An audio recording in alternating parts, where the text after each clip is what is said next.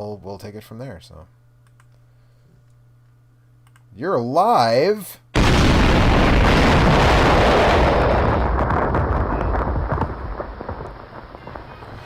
This is the Action Cast, the only podcast that shoots the hostage. And now, our feature presentation. Do we want to be known as that? Look, man, I don't know how many of the old intros you listen to, but we've been way worse things than the only podcast that shoots the hostage. It's not so much a matter of what we want these days, Alex. Yeah, it's really not. We're the podcast that people need. That's right. Yeah, there we go. Not the one they deserve. The one they need. I'm on board now. I'm on board. So hey, I'm Joe Drilling. This is the Action Cast, and joining me this evening to discuss 1994's Speed is Mr. Alex Rio. Hi. And Mr. Bryce Wilson. How much of the podcast are we going to devote to wondering how large and hairy Keanu Reeves' balls really are? Not his balls, his cojones. His cojones, yes. At least some portion. 90%? Yeah, at like, least that's a- what all my notes are about, his balls. At least a little bit. I His balls get talked about a lot, to be fair, in this movie. I find it hard to believe they're not waxed. I That's all I'm saying. could, I don't know. Are there any movies where in The Matrix, they definitely were. They weren't waxed, they were shaved. He specifically said in an interview he shaved his entire body for The Matrix, which I think we talked about when we did The Matrix. But Yes. anyways, Pod scene? yes, for the pod scene. They apparently the studio and the Wachowskis said, we'll pay for you to go get your whole body waxed, basically. And he was like, nah, it's cool. I'll just sit in the bathtub and shave everything. So he did. I don't know what's worse in that scenario, actually. I mean, Shaving or waxing your balls? Like, that, neither option, like, both of which seem like blood. So, I mean, without getting, too deep into this, having shaved many parts of my body, it's tedious. It takes a lot of time, but it's not uncomfortable unless you slip, right? And so... Waxing is definitely, the way more painful option. There's no... I need to just take a moment and marvel at the fact that this is the fastest I've ever derailed a cast. That's true. It's like Anthony. It's like Anthony is here in spirit. In fact, Maybe I should retire after this one. I'm never gonna. We're not top it. getting older. Yeah. We're getting better. that's I right. think the important thing to remember is that you can't think of the slippage as like you're an invincible teenager. This is a Right. thing that can happen. Yeah, no, does it happen. can. It can. Sure, but I mean, when I was wrestling, I would shave my armpits and my chest and, whatever. So it's like, I never nicked my nipples or anything when I shaved my chest all the time. Like, it was Should be fine. the title of this episode. I never knew. I never mixed my nipples. We don't Really fun to I'm say. trying- yeah, we don't do clever titles anymore though. It's just the Action Cast and the name of the movie now. So You should just I'm change just- I'm just YouTube to having- that. Then That's- YouTube I'm would just be having called- this.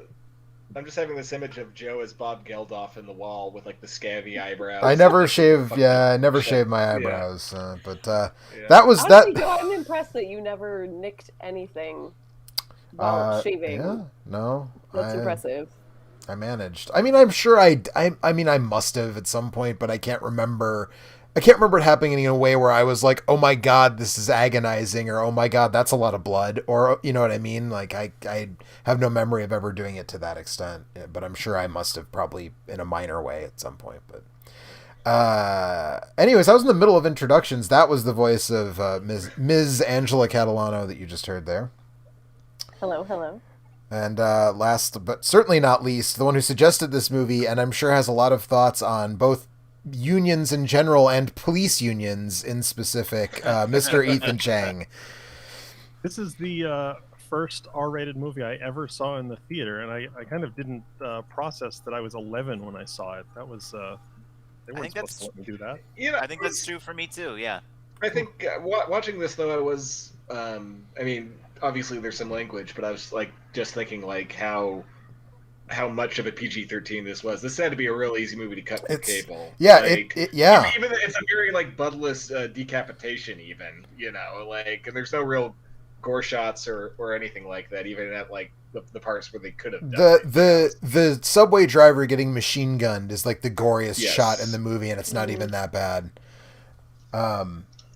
Yeah, but yeah, it seems like they wanted the R just for like the language is the only thing that really seems to have driven the R. So it's like almost like they did it on purpose. Like that was, the thing. But before we get to the film tonight, there is a few news items that I would like to discuss. So I'm gonna look for the sound drop very quickly. Joe will not let this segment die. I can't Unless do we it. ask him to. Some of the best moments in the history of this show have come as a direct result of the news bits. So we're gonna do it. Here's the sound bit.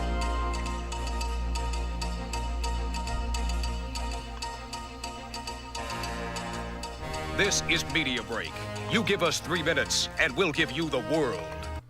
So, all right, we're gonna shotgun through these like pretty quickly, but again, like some of this stuff I just really have to weigh in on, and I kind of want to hear what some of you folks think about it as well. So the first thing that I had, this is chronologically from the last time we did a show. There's a trailer out for a movie called Willy's Wonderland. And this is apparently Warner's second attempt to cash in on the Five Nights at Freddy's thing before the actual Five Nights at Freddy's movie gets made by, I think, Universal is doing that with Chris Columbus at the helm, which is absolutely bizarre. But Warner's first attempt was the really bizarre Banana Splits movie that was... I think everybody who knows what the Banana Splits are was utterly mystified by that choice to do like a direct-to-video, direct-to-sci-fi channel or whatever, like, okay, it's the Banana Splits, but now they're robots, which they never were on the show, and also they're evil robots. It's just like Five Nights at Freddy's, because that's a thing that's popular with the kids, right? And the kids definitely know what the fucking Banana Splits is, right? Like, the Banana Splits was on when my mom was a kid, right? And I only... Like, I think our generation knows it because it was when Cartoon Network debuted and they didn't have a ton of original programming. They just showed a lot of old shit they had the rights to, which included a lot of Banana Splits reruns. As someone who is way too fucking saturated in pop culture, I will say that literally the only thing I know the Banana Splits from is the needle drop that Matthew Vaughn used in Kick-Ass, which was kind of funny, but that's about it. Yeah, that's all I know. That's all I need to know. Right. So this movie is not that movie. This is a movie where it's much closer to the actual Five Nights at Freddy's, except instead of the main protagonist being a hapless security guard who's eventually going to get killed by the robot analogs for Chuck E. Cheese and the Pizza Time Theater gang, it's fucking Nicolas Cage, and Nicolas Cage is going to fuck up the Five Nights at Freddy's crew, but legally distinct, because reasons. Also, Eric Allen has joined the podcast, but his mic is muted, so. Yay. But has anybody else seen this trailer? Does anybody else have any opinions about... I saw it, and I will say what I always say about Nicolas Cage movies is that we'll see how it goes, because you never know. It's a fucking roll of the dice with that guy. That's true. So we'll see. He's been good lately, though. Hopeful. Color Out of Space and Mandy. But did you see Prisoners of the Ghostland? No. Nope. The one that was at Yeah, have you seen Prisoners of Ghostland? Well, I started it. That doesn't sound good. That's the Sion Sono one, right? Or... Yeah, I think so. It's the one that was at Sundance. Yeah. I loved Mandy, and I generally, I don't want to say the bad films. Yeah, the bad films that he's in, I generally love. This one was really hard for me to get. I am unsold on Sono, and I don't know why so many people like. He has a very particular vibe and voice, and seems willing to like follow these stories all the way down the rabbit hole. Mm-hmm. But I just am not interested in what he's selling, and have like no desire to follow him there. So it's hard. The only reason I was kind of curious about the Ghostland one was the presence of Bill Moseley, which I would ask you about, but you evidently did not make it there. It was not great. I don't know. It was a bummer. I had a lot to watch, to be fair. like for work purposes, that sounds really strange, but I was like really excited to see it and was ultimately kind of bummed out, and I had heard that from other folks as well. I knew a few other people who ultimately didn't end up finishing it. What else did Sion Sono direct that I... His love, like they're all very culty. Tokyo Tribe, Love Exposure, like he just basically makes movies about perverts in Japan that are super stylized, and some people are absolutely flipping their shit. And they did Tag, right? Yes, he did Tag. He did Why Don't You Play in Hell, which was almost okay. He did Suicide Club, like that was wait, the original like the 90s Suicide? The original 90s Suicide Club. Okay. Yeah. But I'm just I felt like the hype machine got to me on that one, and by the time I saw it I was like, okay, that sure was a movie. And like it's one of those things where it's like anyone these days who can have that particular of a style, like I'm not gonna shit on, and I'm not gonna like shit on the people who are super drawn to him. Like I don't think he's a hack. I don't think he's talentless, but I just don't get it, and that's fine. I don't have to get everything. Yeah. Well, I don't know much about this Willy's Wonderland thing other than the trailer I saw, which like looked, pretty dope, but it's like it could be, you never know with these kind of, every cool part could have been in the trailer, right? And then it turns out like it's garbage, other than that. I don't know. But also apparently Beth Grant, who is in this evening's film, is in it as well, apparently. So there we go. But yeah, I don't know. We'll see how it turns out. I'm curious enough to at least give it a shot. So that's where I'm at. I'll watch it too. Yeah. Next on the list, man, they released some stills of the new Mortal Kombat movie, and Okay. it looks. I mean, it looks stylish. It looks like it could be good. The original one is the best thing Paul W.S. Anderson has ever shat out, because it's very straightforward. That's some smartest man in Turlock shit right there. It is. It absolutely is. It absolutely is. But the original Mortal Kombat movie is watchable. I'll say that. And actually, so is Event Horizon. But that's about all. That's as much praise as you're going to get from me on the works of Paul W.S. Anderson.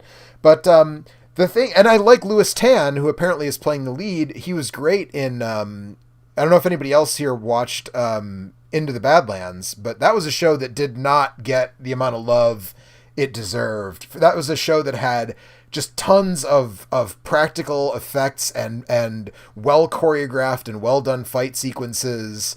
It had Nick Frost with nunchucks. It was just a wonderful little post-apocalyptic martial arts show.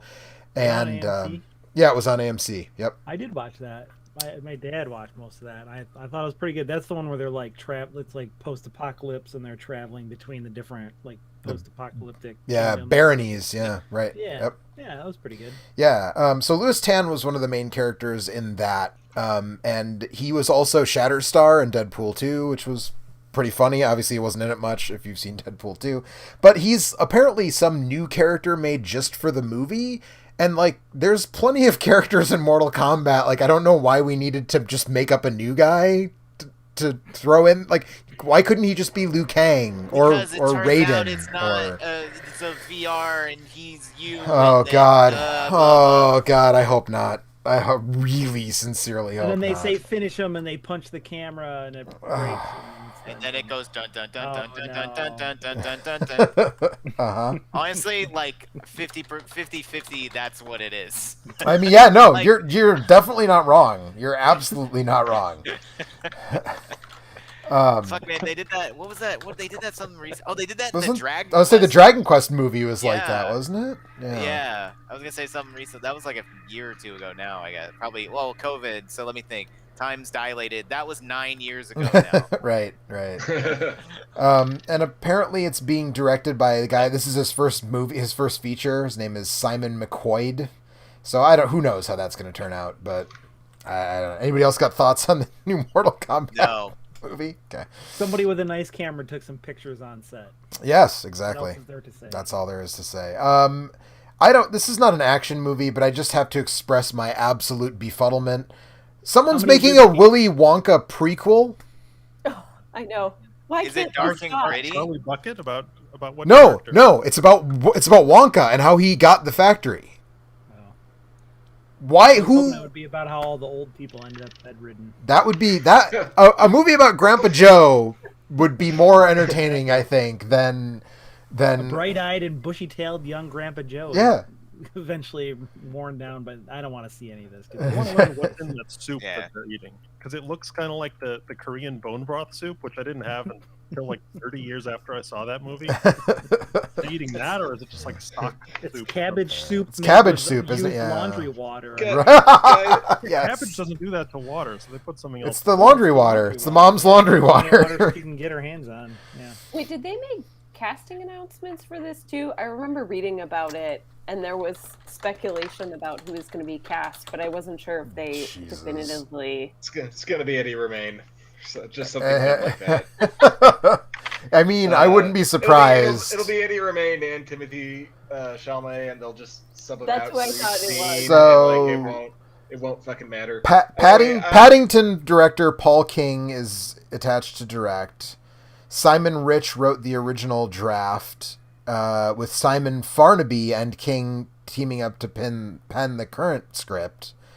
The news story will reportedly focus on a young Willy Wonka and his adventures prior to opening the world's most famous candy factory. I Sources don't care. report that Timothée Chalamet is being considered to play the chocolatier, but apparently Tom Holland is also in talks. Great. That's cool. Let's talk about something else. Yeah. I- Yes, thank you, it Alex. Probably, I have never agreed with probably Alex can't- more heartily in my life. probably can't be worse than the Tim Burton one, right? Do you say that's like tempting? You're asking fate that's- to Well, let me ask do you this something here. terrible. Will this new one have Christopher Lee in it? Because I think that would be difficult. So It's a hologram, Christopher Lee. Yeah, there you right. go. Oh no. Look, man, hologram Vince Lombardi showed up at the Super Bowl, so who knows? They got well, yeah, Shit. they already Yeah, brought- yeah, he did.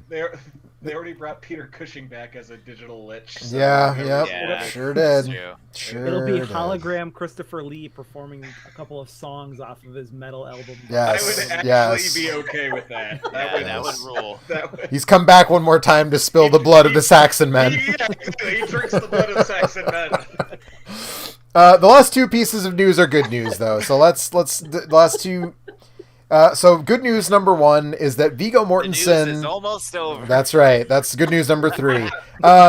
Viggo Mortensen is teasing that he is going to be collaborating once again with director David Cronenberg, and has indicated that the film will be a classic Cronenbergian body horror film, but has not said any more than that. And quite frankly, that's it. I mean, Viggo, the two movies that I've seen that Viggo and Cronenberg did together, I love, and the third one I've heard is pretty good, but I don't care enough about Sigmund Freud and Carl Jung to really like make the time to watch that one. But It's Eastern good. I Promises, recommend it. you did You like should do it? Okay. Yeah, Yeah. no, yeah, it's definitely a very much Cronenberg film. I mean, So it's- A History of Violence is fantastic, and Eastern Promises has the best naked bathhouse fight scene in cinema history. So, you know, and again, seeing Cronenberg go back to what I feel like his son has sort of taken over in terms of the family legacy, seeing David go back and do another body horror movie is something I am absolutely in for. So, hopefully it I'm turns here out. for it, as the kids would say. Yes, 100%. And then the last bit of news is that the woman who apparently was the showrunner or the It's going to be a more accurate remake of The Fly again. Viggo Mortensen transpose Viggo Mortensen's head onto a regular fly. There you go. Yeah, The good. woman who wrote much of the HBO Watchmen show, which I haven't watched, but I've heard is good, but I'm kind of at the point where I feel like we should just leave Watchmen alone at this point, but apparently people like it. She is signed on to pen the script for the Mahershala Ali Blade reboot, and I'm in for excited that. this. I think this is great. I also think you should watch Watchmen. Okay. But Well, maybe I'm in the minority here. Have y'all talked about this I and you haven't don't seen like it. it? we have not talked about this.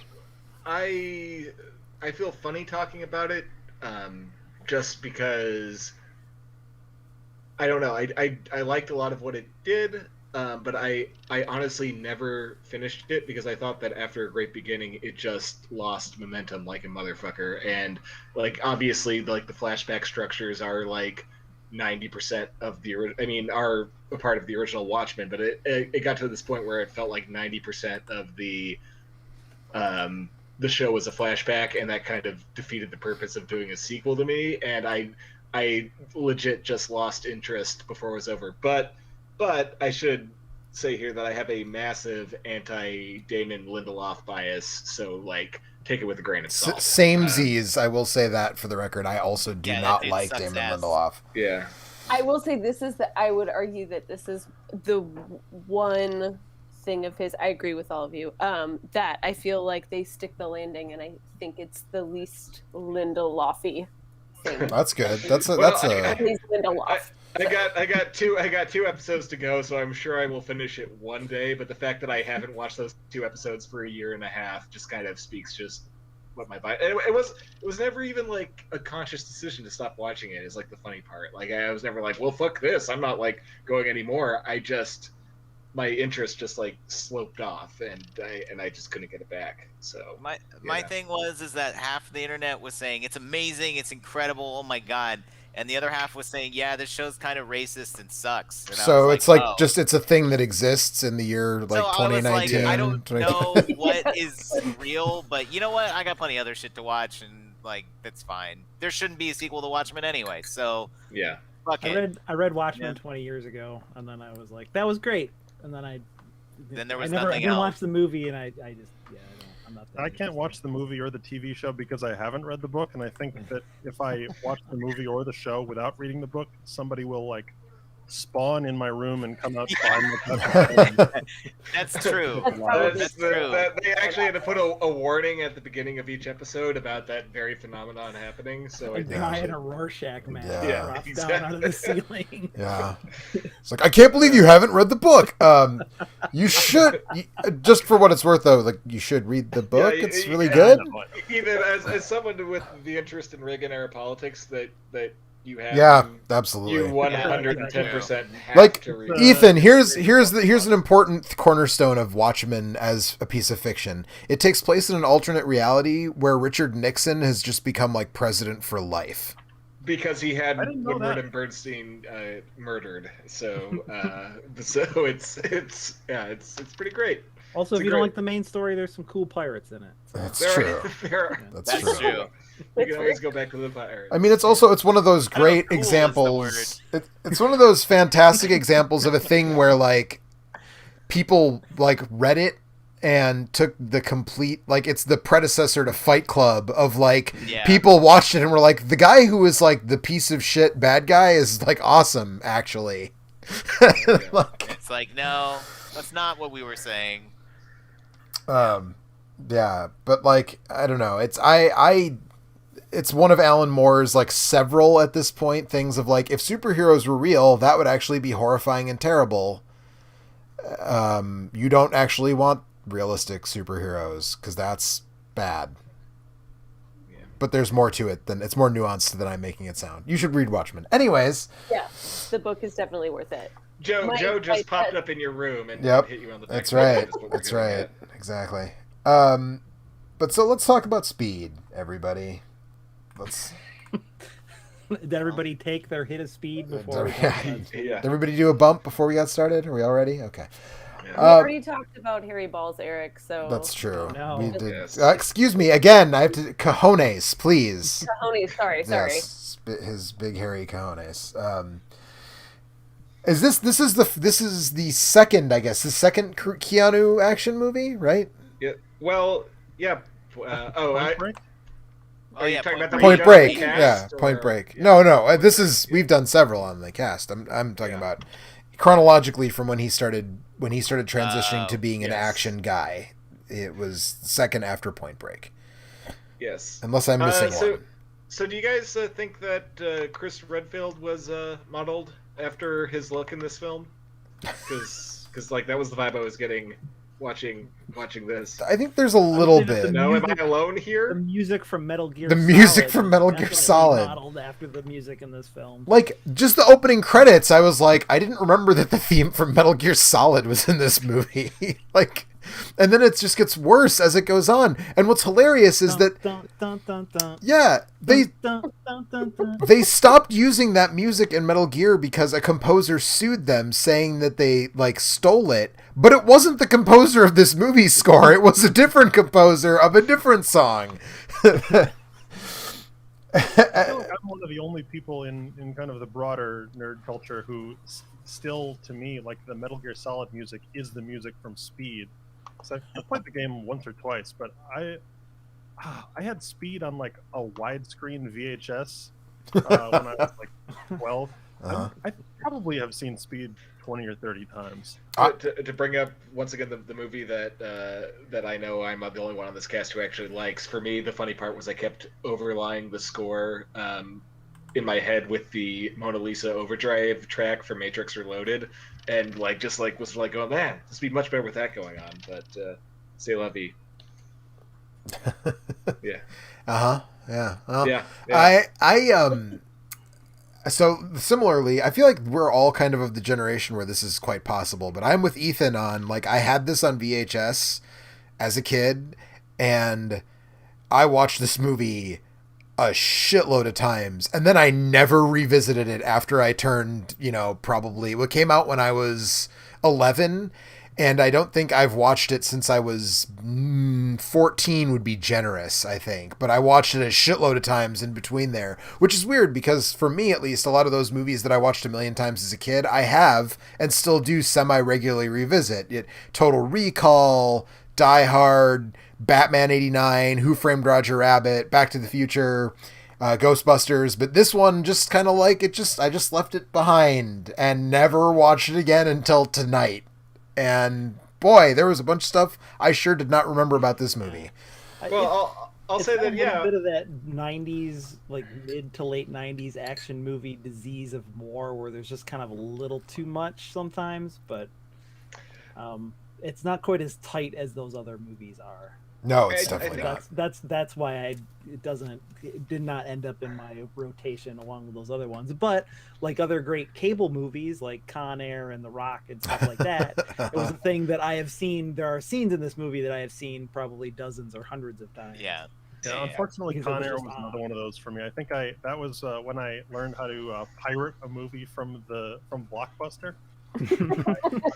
You learned how to connect two VCRs together, is what you're saying? Well, when you're like 12, It seems magical. That's a big Yes. deal. Yeah. Right. But yeah, I think I'm kind of in the same boat with Joe, except on the opposite. I don't think I actually saw this movie until I was like 16, 17, and like, well, I think it is good, and like I never thought it was bad. Like it also never like went into my rotation as like a favorite. So I'm just kind of curious. Like both Ethan and Angela, you guys were like, man, this was my jam. So what do you think sparked that affection that the rest of us are missing? Like, do you think just right time, right place, or? I think to this day, I would say like one of my favorite movies, or it's kind of become one of my favorite movies by virtue of being one of my best friend's very favorite movie. But I love Johnny Mnemonic, and, Right. and I love Point Break. I want room service. There's really something to, Keanu is really bad, but it's like he's not just bad. There's something else going on that's really hard to quantify. He actually, Extremely watchable. I feel like he has a similar, it's not to the same extent as Arnold, but he's not an especially good actor, but there is a level of charisma about him that sort of overcomes that. So no, I think like I think he has a very specific talent, and it's that it doesn't matter how ridiculous whatever's happening around him is, like he will accept it at face value, and that's like why he's always excelled at these high concept things. It's like Bill and Ted; he doesn't have to be above the premise. Even something like Dracula or the aforementioned Point Break, which is like on the surface just completely moronic. Like he never like shows that he's above the material. unpopular opinion, but I'm actually lukewarm on the John Wick movies because I find all the mythology and all the world building just so tiresome and boring, and the movie spends so much time on it. And like even that, he doesn't wink. He doesn't go like, oh, well, Secret Society of Assassins, that sounds pretty goofy to me. Like he just accepts it. And like going back to the Matrix, like I think to a certain extent, Will Smith would have been a disaster because even though Will Smith is very charismatic, he always has to be like the coolest, smartest guy in the room. So he like would have had a moment where he's like, robots, huh? Like that's like who would have thought of that, or what would they think of next? You know, just like to show he's above the premise. And like What's next? Toasters? Yeah, exactly. Like Keanu like doesn't have that gene in him. Like he's just like he just kind of accepts like, okay, I got to keep this bus going at 50 miles an hour. That's what I'm here to do. So I mean, when he learns kung fu, he says, "I know kung fu." He's very matter of fact. Like Yep. he accepts it. So I would. The opposite of somebody like a James Spader or someone who like will sell any material, no matter how dumb, like to the moon and bring gravitas to it. Keanu will he's completely bought in, no matter how stupid it is, and even if there is gravitas, he will drain that out of it. But it's still like great to watch. I think Angela, you I don't started. know if this is a particularly hot take, but I actually think Sandra Bullock is arguably the worst actor in all of this. It's really hard to watch her. Her character is kind of shit, and that doesn't help. Yeah, I mean, it's written terribly. So I think to back this up, to express my love for Speed. I too had the VHS, and I love this and watched it over and over as a kid. But I stuck with it, and I teach this film now because it's kind of perfect for teaching new filmmakers. What I have to know, what context do you teach this film? Is it film studies, or is like a practical? Yeah, if you think about like how to, like, this film is so simplistic in certain ways. Like when you're writing a story for a screenplay, it's like you could break this film down by like before the bus, on the bus, and after the bus, and it becomes really easy to like figure out how to structure your film in that way. Mm-hmm. Sure, that makes sense. It's also just really entertaining. I don't know. I'm pro Keanu in this. I don't think he's the worst part, and I love that Jeff Daniels is always like the perfect sidekick, whether it's this or Dumb and Dumber at this point. Yeah. Well, I don't I obviously think it's wrong, but I like to entertain myself by thinking that both Jeff Daniels and Dennis Hopper are actively criticizing Keanu Reeves in their roles, because like they're both just like calling him stupid and like dumb all the time, and like he's just having these non-reactions to it, and it feels like they're actually having frustration with Keanu Reeves as a person throughout the course of the movie, and I don't know if it's meta narrative or not. So I mean, Dennis Hopper was also in a Mario movie, so it's hard. He is the only good part of that movie, though. To be fair, but I also think it is funny that I hear what you're saying, Bryce, and I agree with you. I just think it is the irony in that is. I was actually just gonna say, here's my controversial take. It's possible that 90s Dennis Hopper is the best Dennis Hopper.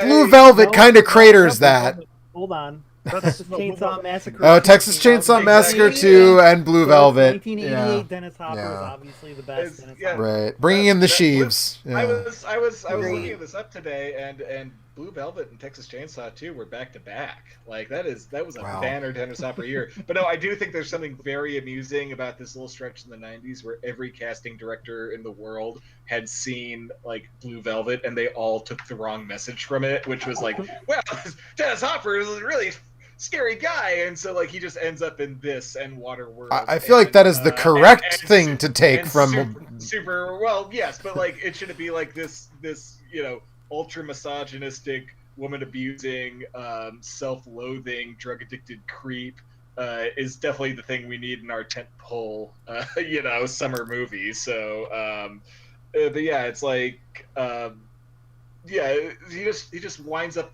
in everything in this little 90s stretch. And I sure hope he enjoyed the paychecks. That's all I can say. So Velvet Sometimes is you the just need only to get reason he paid. says "Don't fuck with Daddy" in this movie, right? Got it. That's right. 100%.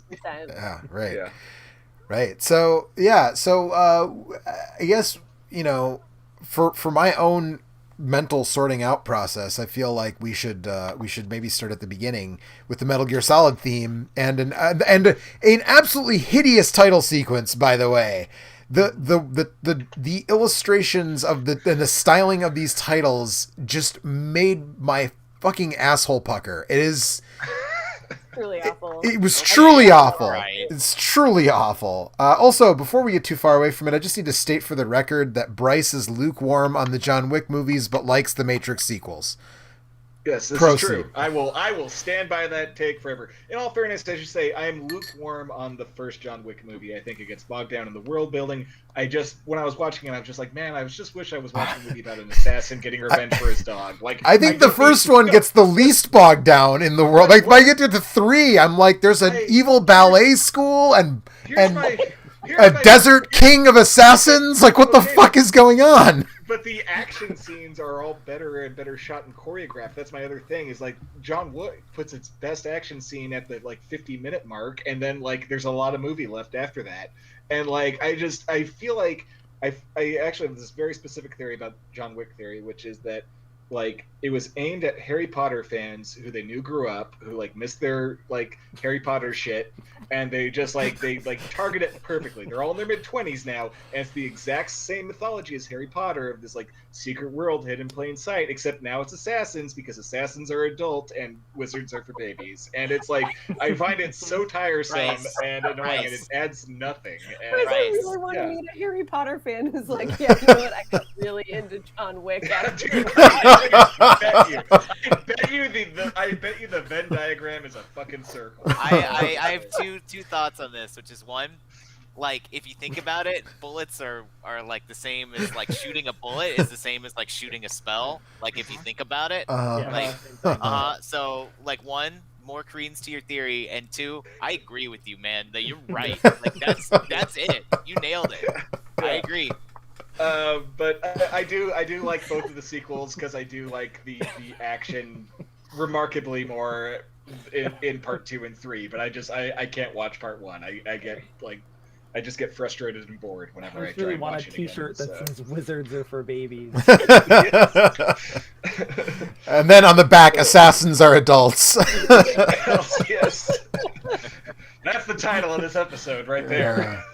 All right, so we get through the terrible title sequence, and we find out that maintenance man Dennis Hopper is wiring a elevator in a high-rise building to explode, and he shoots like a security guard in the process of doing this. But unfortunately, what he didn't count on was that super cop Keanu Reeves and his Doesn't he shoot him, sidekick. he stabs him in the ear. That's right, he stabs him in the ear. Yeah, that's right. Oh, how could I forget that? He got a great one-liner. Three Also. acts of violence that could have. If I they was gonna say that's used something reasonable there, this movie could have been PG-13. that's the other R thing. That's the other. It's all the fucks and the dude getting stabbed in the ear in the first 30 seconds of the movie are the things that made this an R-rated film.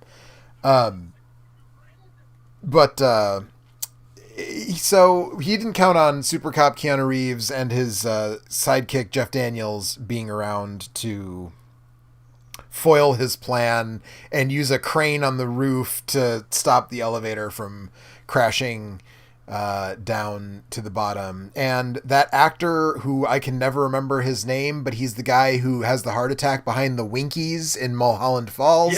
Yes, he did. He's on the elevator. Mulholland Drive, but yes, he got directly Or on yes, the Mulholland elevator Drive, and yes. went to Winkies, and his day got even worse. Yes, you know, right.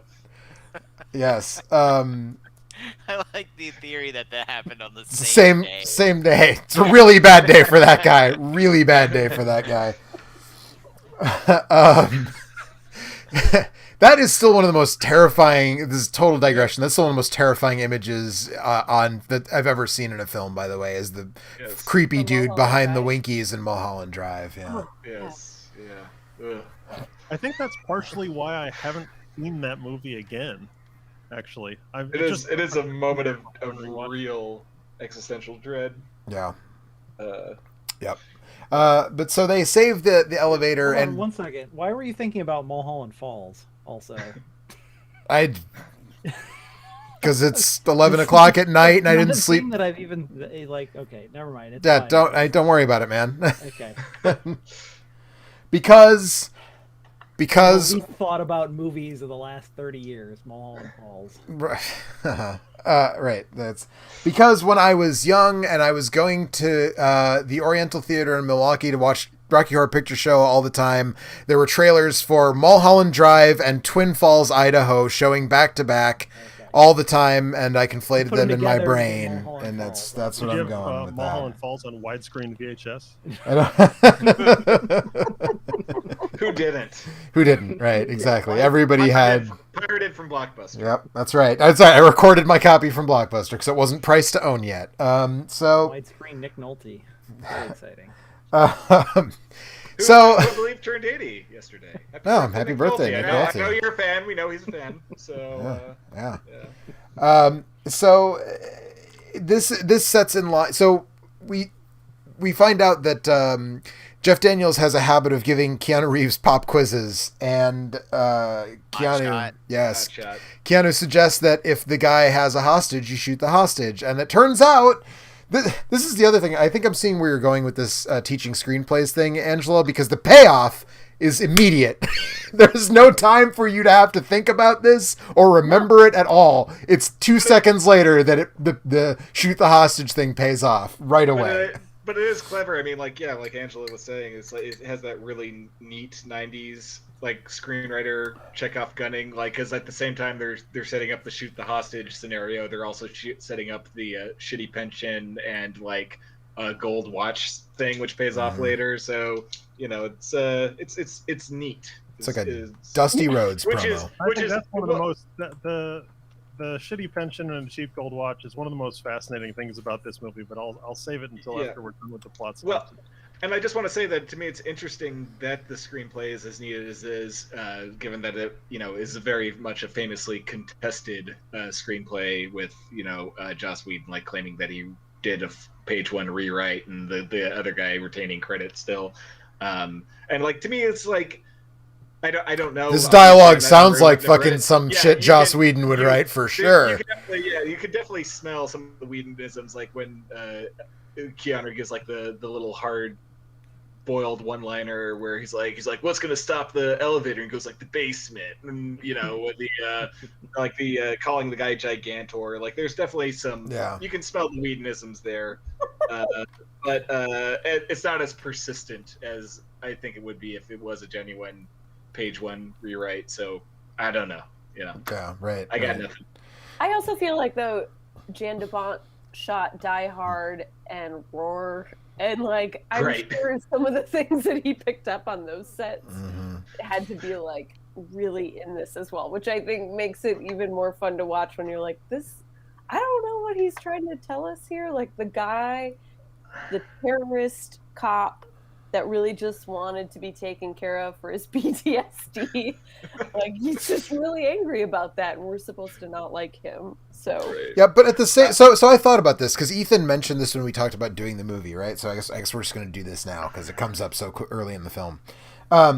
This idea that he gets a pension and hard times, daddy, is when they give you a watch, kick him in the butt, and tell him sorry, a computer took your job. Death hard times. But the impression was uncanny. Right?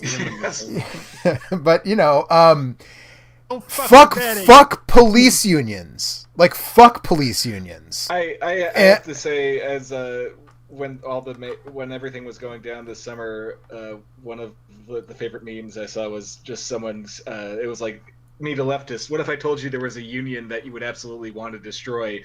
And like the response was, I'm sickened, but I'm intrigued.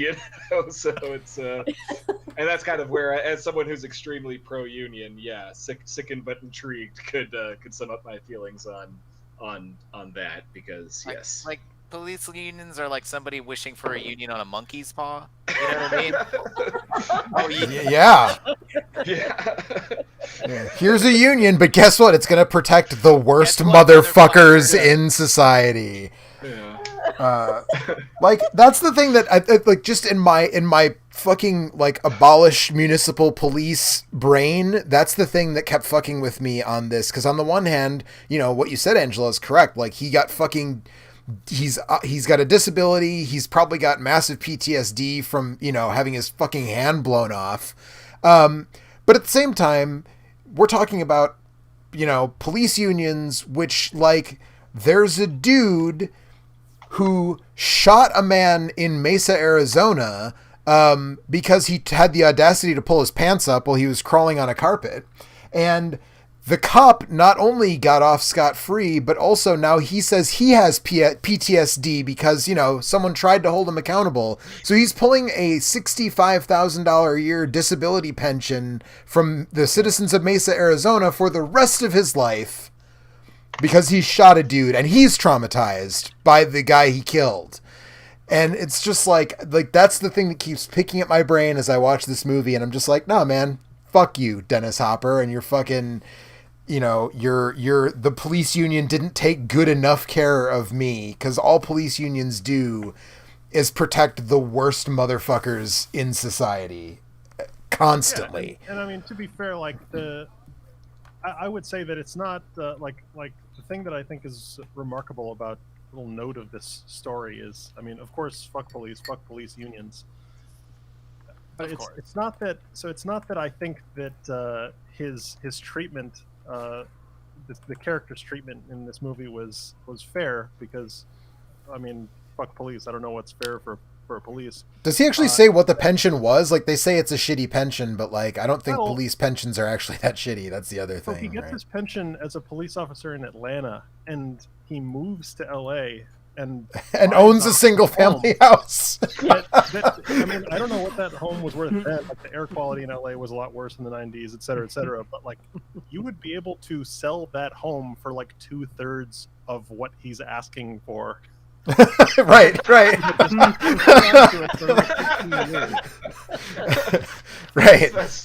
a bad point. Right. Yeah, so it's less like, oh, he got everything he deserved, what's he upset about? It's more that just the very idea that somebody got a pension at all and is upset about it makes no sense anymore, and that Right. is extremely depressing. Right. Yeah. If you Yeah. got a defined benefit pension, you have nothing to gripe about in this day and age, you know. No, but we have That's 401ks now, right? now. Like in We have- '94, we that have was not as voluntary that was not profit true. sharing. It's great. Yeah. Well, yeah, and I think, you know, 94, we're in like the Clinton years of, you know, that transition and thinking about getting tough on crime, or what was his tagline? The Super Predators thing was Yeah, him. and like LA, it's interesting to think about that too, Ethan, and the fact that like this all could have been, you know, figured out by just like real estate. Whereas now, you know, a little different, but Yeah, he just needed to do a little speculation. That's all. yeah, Right. he just put his house up. Right. But yeah, I mean that's Sell the that watch.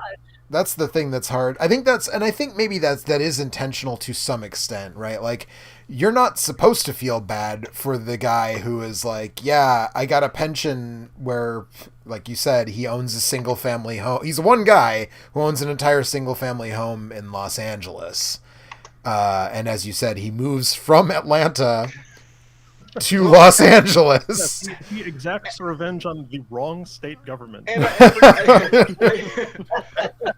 and let's, you know, once again, as with Maniac Cop, like, I can almost guarantee that this was the least important part of the planning project. I mean, we were talking about a European director who thinks that, you know, that many Americans in LA use public transport. So like a on the pulse movie, you know, this is not so much, but like, yeah, it's the fact that it's muddled isn't a surprise. Like what like it, but yeah, it's I would venture to guess too, like thinking about why is this rated R? There was probably a push because, like, looking at the things that he directed afterwards, like immediately afterwards, he's like, "I'm going to take Alan Ruck with me, and we're going to make Twister, right. G13." Yeah. Which, if we haven't talked about Twister, that's Well, that was the I'm really interesting. here for Twister So, too. kid, Oh, do I still have the Bill Arm sound effect? Hang on a second. Alarm. There it is. Got it. Here it goes. Game over! You guys can't hear it, but the listeners can hear it. You know So what? The action cast now truly is back. I think I just had a single tear go down my cheek. Man, we never got to pour one out for old Bill. I think That's he died true. between the cast. That he did. So We'll rest, have to rest, do- rest in peace. He's still wherever you are missed. Game over! I hope your hammer is hanging. how's your hammer hanging? That's the real question. He was in a real rush, so he just left his underwear. Okay, so Talking about Twister, so that was actually the interesting thing when I was doing a little research on Jan de Bont, is that he's only had 5 films as director, right? Yeah, as director. Yeah. SLC movie His other films were the Twister, aforementioned, Speed 2, Haunting, Oof. which is one of the worst films ever made, and the second Tomb Raider film.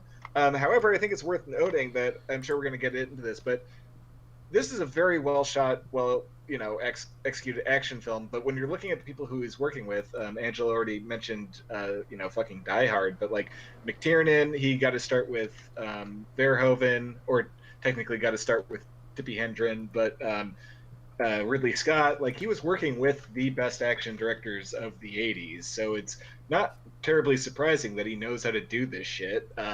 So whether or not it was worth getting his scalp eaten by a lion, you'd have to ask him, but there you go. I think he's got really great interviews about that. When the film was re-released, he talked about it a little bit, but clearly was like, I don't want to talk about that.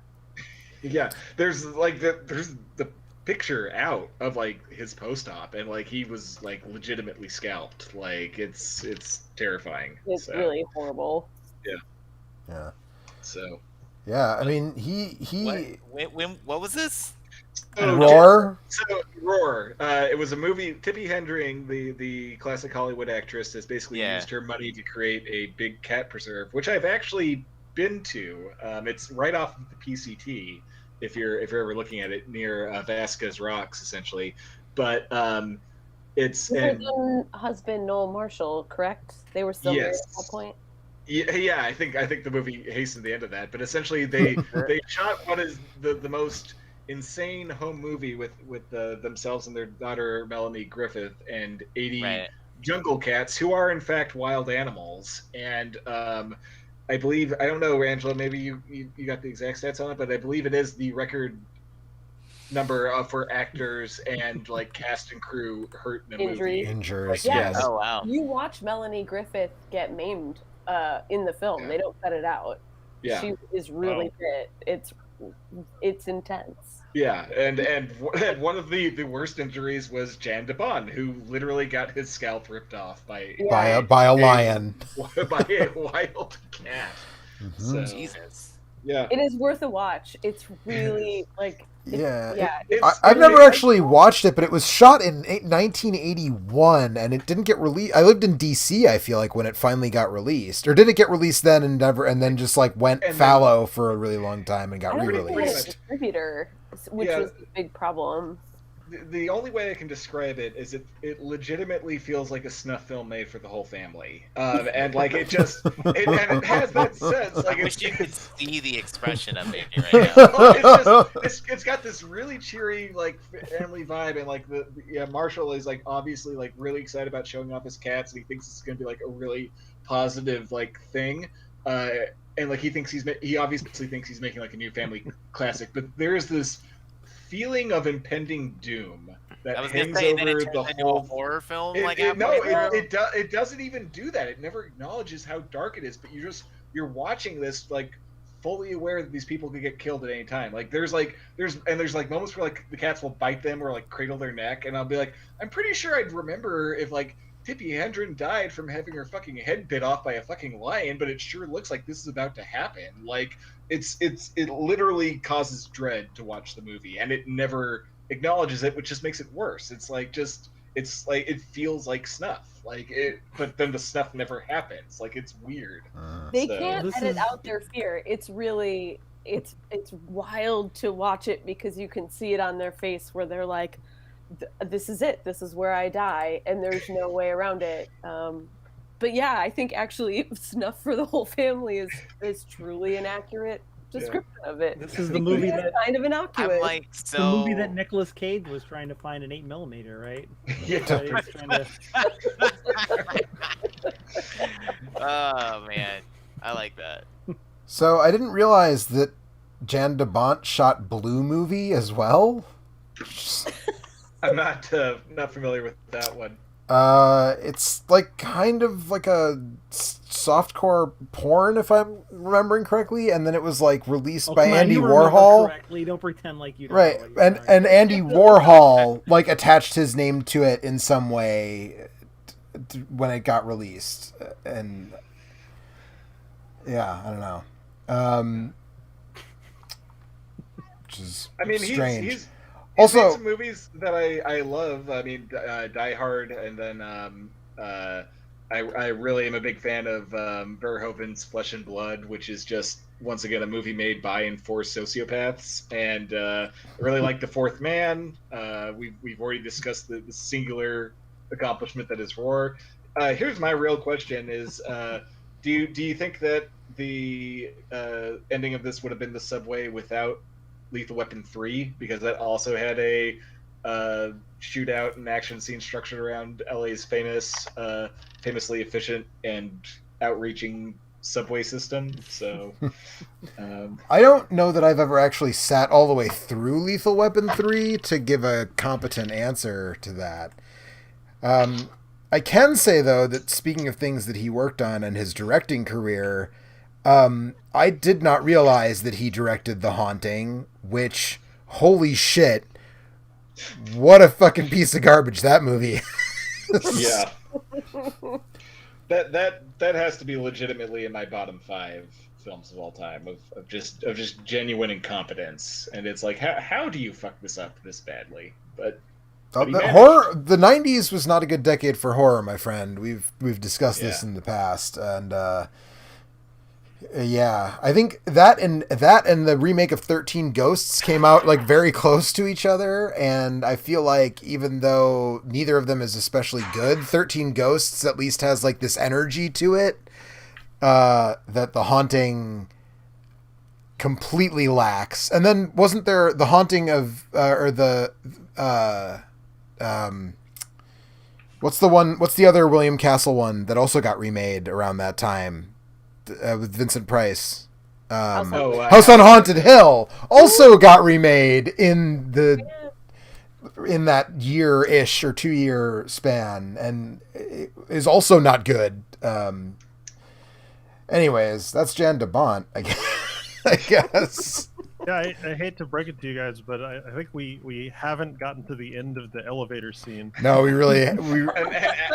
haven't. Minutes into the cast. Yeah. So all right. So After right. the action cast, you get what you fucking They get. drive That's a bus right. really fast. and Yeah. There's a reason why Nick Nolte likes us. That's right. That's right. It's So 'cause of our they amazing conversation. They save all the people on the elevator because this is a 90s Hollywood blockbuster where it's really easy to tell who's going to die, and there are no surprise deaths and no really super impactful ones, to be perfectly honest, because that was the 90s blockbuster formula. Jeff Daniels dies. Yes, he does. And can we... Okay, you know what? We're just going to do it now.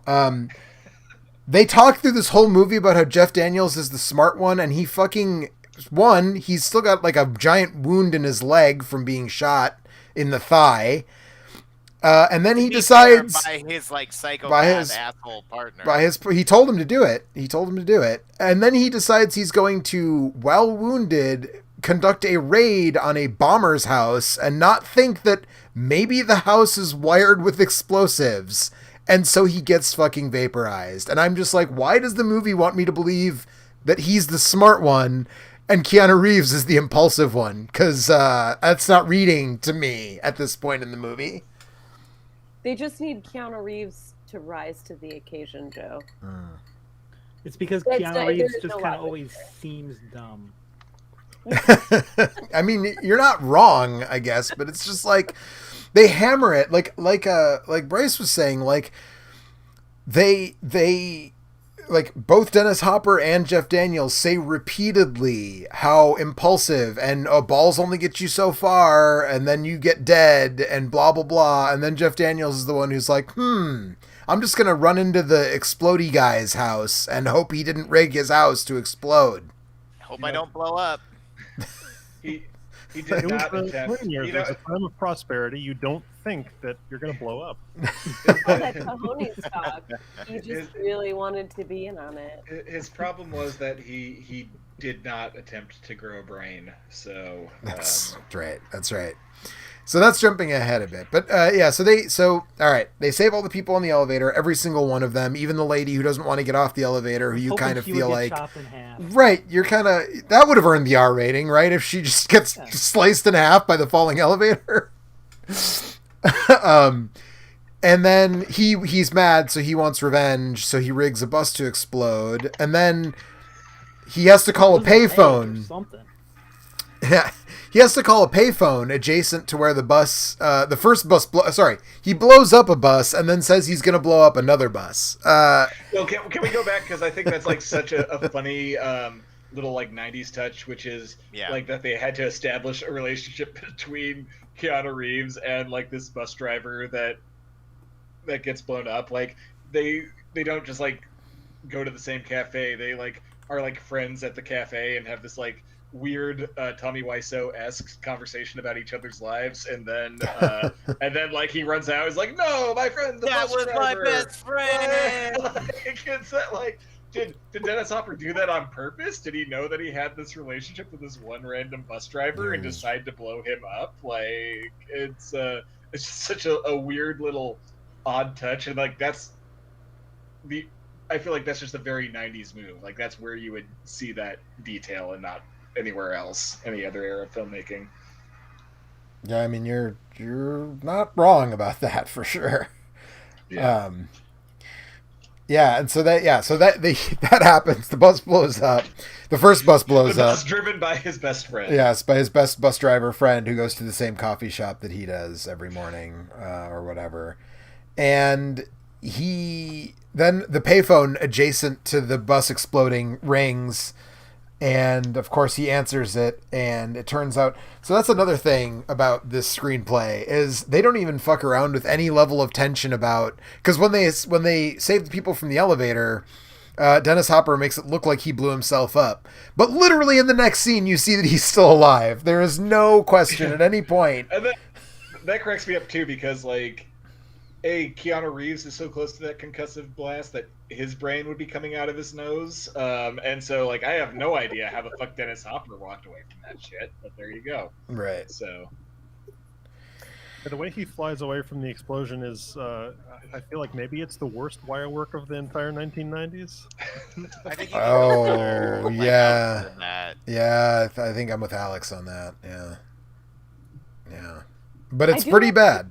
Mystery here though, right? Like there's not really a mystery throughout any of this. They're like, all right, efficiency on. Yeah, I agree with Angela. Like this is kind of what we were praising the film for earlier, is just like not fucking around with subplots that you don't really care about, just getting you to the fucking bus, you know. So, you know, I to a certain extent applaud the efficiency. So Yeah, I mean there's something to be said for that, sure.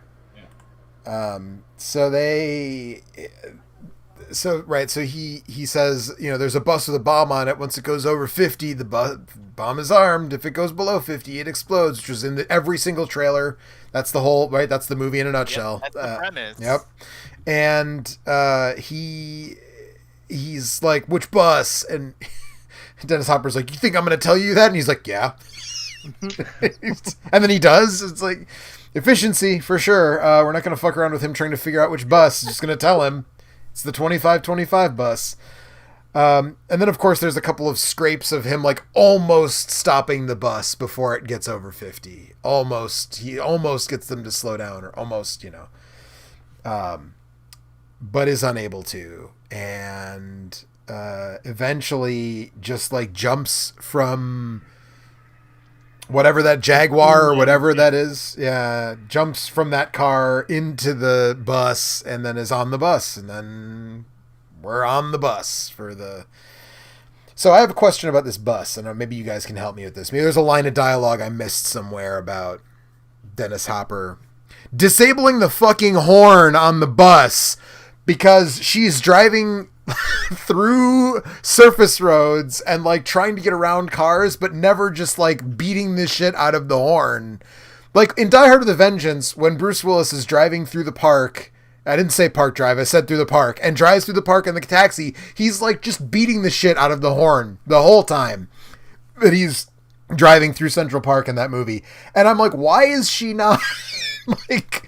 They're mystified when like she makes that right turn and she's like, no, like there's people starting to cross the street and she's like yelling no, but not hitting the fucking bus horn so that they notice there's a bus speeding at 55 miles an hour on the corner and get out of the way.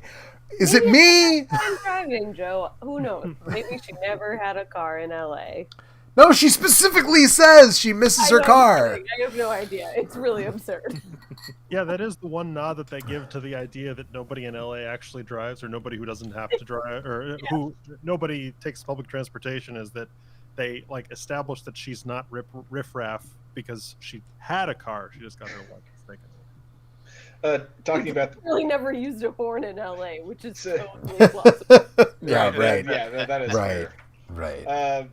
Talking about this, it's a little bit funny. We were mentioning the payphone earlier, but I think in this same action scene, Keanu basically carjacks this guy, and then proceeds to wreck the car through the course of the action scene, and then takes his phone. And that was like probably a bigger deal at the time than wrecking the guy's car was like taking the obscenely expensive like brick-sized cell phone. So it's just little like I said, little 90s touches on this like kept it fun. It was fun because it's never like an overbearing kitschy way, but it was just interesting to be able to kind of see the seams to a certain extent. Yeah. Okay, and that actor, like he was like a fairly well-known, sort of omnipresent character actor in the 90s, and then I feel like he just vanished. Like, right? I'm not imagining that, right? That that guy was around, right? Yeah. Every time I see this movie, or at least when I see it, and it's been a few years, I at first think he's the guy who plays, is it Mercutio in the... No, that's what's his name? Harold Perrineau. Okay, yeah. Yeah. And every time I learn that it's not him. I mean, there's a non-zero chance that I'm also thinking that it's him. Well, wait, you mean Harold Perrineau from The Matrix Reloaded and The Matrix Revolutions, the action cast's favorite films? Yes, it's certainly not him, but thanks for giving me the opportunity to mention that again. Well, any opportunity to.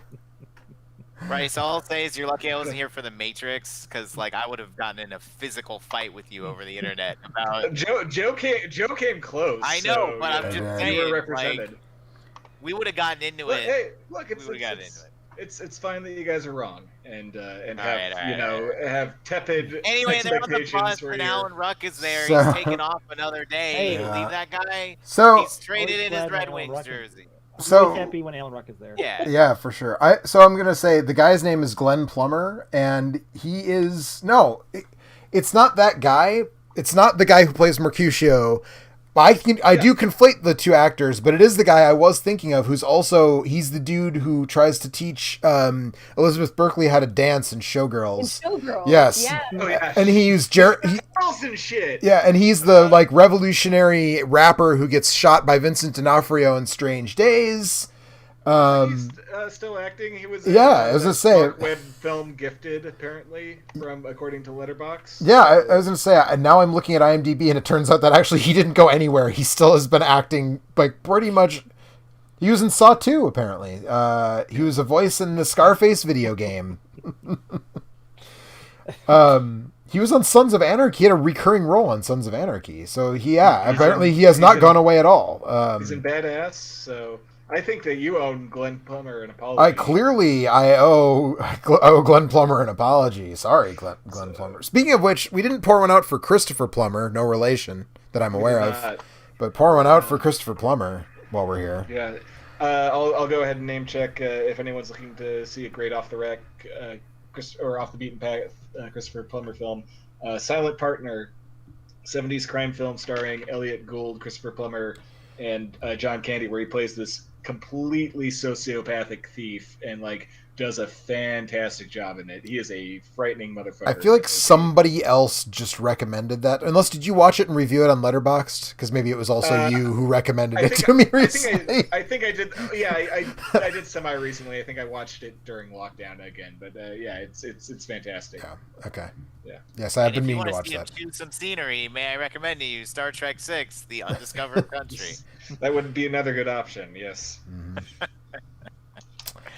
In which we find out that Shakespeare has been translated into Klingon.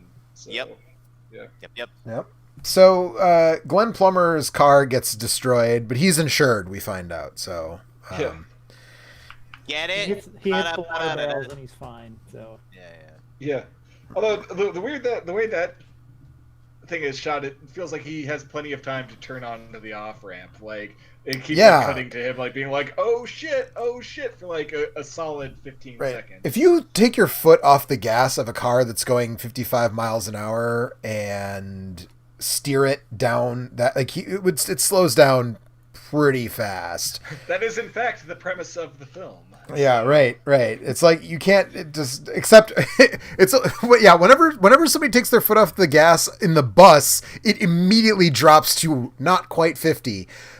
But for some reason, when Keanu takes his foot off the gas in that car, it doesn't. The Jaguar just keeps going just as fast as it had been. The Jaguar's like tuned better than the bus. Right. There you go. I solved the mystery. There you go. And if it was a manual, if that's a manual Jaguar, it would slow way down once it got below, whatever. If it was in 6th gear and drop below whatever. Anyways, so Keanu's on the bus, which is what we've been waiting for the whole time. But then, it's LA, so there's traffic, and as I already kind of covered, like they have to get off the freeway, and there's a whole bunch of shit where she's. Can I just say the baby carriage fake out is a masterwork. That's true. A+. But I really was like waiting for it to be like Andy Warhol's Bad and just like have a watermelon explode in like the baby carriage and just have like just a completely tasteless like baby carriage. Like, that's when as good of a job as Jan DeBon does, like that's when I really needed John Waters directing this movie. Maybe they shot that, and in case it didn't get an R, they would have cut that in. Yeah. I'm just like having like a weird like sense memory of like Keanu being like cans. It was just cans or like whatever. Yeah. Yes. Yeah, that's exactly what happens. Like, I'm just like, did that really happen? And it's like, yes, I can feel it like in my bones, and it Yes. feels great. Absolutely. Once again, I feel like we've had an embarrassment of possible titles for this podcast. Which, of course, again, we don't. anymore. We just title Yeah, it's just title what the movie's called. So, Which but apparently yeah, paid off for our Time Cop episode, which has now broken 10K, Yeah. making it the most Hey. popular thing any of us will ever be involved in. Is this so shitty fucking Time Cop. I have a podcast. cut of Throat Drops from oh my god, Taken. yes. It has like 110,000 views. and you don't have the I'm credentials not to gonna get lie, I'm into way that off base account on to that. take advantage of Great. yeah. Mhm. I love it. Also, I feel like that's way past 10,000 now. I feel like we eclipsed a lot more on that. Oh, also It's over 100,000. over 100. Okay, that's what I was gonna say. I just looked at my notes and I realized I missed. Did anybody else take note of the anime level unnecessary panty shot when they're helping people off the elevator? Or was I the only one? Oh who, no, yeah, like gotta get that R rating, baby. butts don't get you an R rating, Alex. That's not how They're this works. trying. It's like somebody who's bad at their job, or like somebody who's like very wholesome, and they're like, "I can be bad. I'll show you." That's what speed is. But I was just like, I saw that and I was just like, why is that in the movie? Like, what? That feels so distinctly 90s. I mean, yeah, that's exactly what Megan said, actually. Because I was like, what the fuck just happened? And she was like, that's some 90s, like, action movie shit right there. And I was like, I guess, but I think I would be more convinced about that if it was, like, a little bit of titty. Then I would be like, yep, that's some R-rated action movie 90s stuff. But it's, like, half a butt cheek, and I'm just like, why? Like... Why? I don't know. I ask the same questions, but I feel like Megan, I'm like, oh, yeah, the 90s. I don't know. There's a weird fascination with women's underwear. Yeah, I mean, I guess. Yeah. I also missed one of... Hot shot. How do you... How do you try to get an R rating? But... Yeah. Fail. I also failed to mention one of my favorite line readings, which is when Alan Ruck starts talking to Sandra Bullock on the bus, and she's obviously like not interested in his bullshit, and she takes the gum out of her mouth, and she's like, "Oh, I got gum on my seat. See, gum." And like, Yeah. is lovely and fantastic. Also. I'm gonna stick up for Bullock in this like a little bit. Like I feel like her chemistry with Reeves is strong. Like this was pretty much her breakout movie, and I understand why it made her popular. You know, I mean, sure, yeah. She does what she needs to do. I'm not I being. don't feel like she's a particular drag. I am not being sarcastic about that particular line read. I genuinely think it's great the way she just like puts. Like, it's on her thumb, and she, like, jabs it in Alan Ruck's face and is like, see? Gum! And he's like, ugh. And then I genuinely enjoy that line read. Alan Ruck also he's got some really good reads in that scene as well. So, my favorite line in this movie as a kid, and maybe still even now, watching it today, was when Keanu is hanging upside down under the bus, and Alan Ruck is relaying between him and Jeff Daniels, and he goes... Fuck me! And Alan Ruck just goes, oh darn. Like,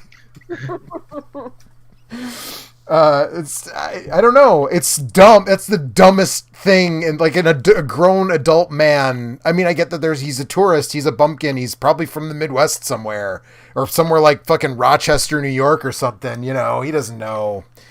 Yeah, but like he wouldn't swear. He would never cuss. But it's so silly to think that. Yeah, swear in Rochester. Right. Or nor in the Midwest. We're all very wholesome people. But I apologize. I should have rolled this in with the fuck police unions talk. But I need to talk again about how shitty cops are for just a second. Harry, Jeff Daniels' character, has a fucking little like baby on board style sign on his desk that says, go ahead, make my day. Like that shit is fucking cute for cops to be like, Dirty Harry. And I'm just like, man, fuck you, Harry. Fine, whatever. He's a smart one though. That's like, right. Ironical. Right, yeah. That's like, it's not quite like cops putting the fucking Punisher skull on their like tactical gear levels of fuck you, but it's up there, right? Like it's in the ballpark of that level of fuck you. So we have, as I said earlier, the omnipresent Beth Grant, who I think maybe a lot of people remember as the I'm beginning to doubt your commitment to Sparkle Motion lady. Yeah. She gets blown the fuck up and run over by the bus. We don't get the baby, but we get Beth Grant getting fucking smushed under the wheels. When that happened, I had Tom Hardy immediately run through my head with "Chip it under the wheels."